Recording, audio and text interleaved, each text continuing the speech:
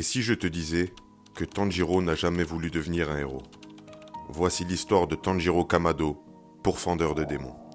Avant d'être un tueur de démons, Tanjiro n'était qu'un simple garçon, un fils aimant, un frère protecteur.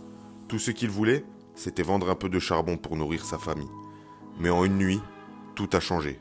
Le sang, l'odeur du métal dans l'air, sa mère, ses frères, ses sœurs, tous massacrés. Et Nezuko, sa petite sœur adorée, transformée en démon. À cet instant précis, Tanjiro est mort. Pas physiquement, mais l'enfant qu'il était a cessé d'exister.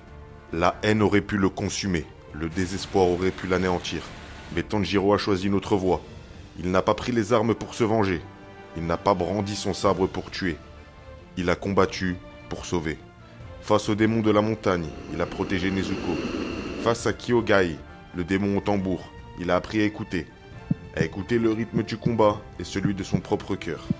Sur le mont Natagamu, quand il a affronté Rui, l'une des 12 lunes démoniaques, même brisé, même à genoux, même lorsque tout semblait perdu, Tanjiro a trouvé en lui une force ancestrale, la danse du dieu du feu, un souffle héritier du passé, plus ancien que son propre nom.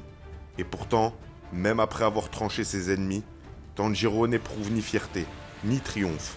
Il pleure pour eux.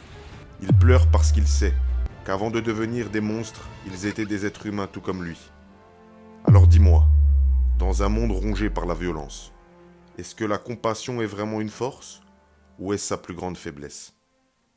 Tanjiro Kamado, le garçon qui n'a pas choisi la guerre, mais qui pourtant deviendra une légende.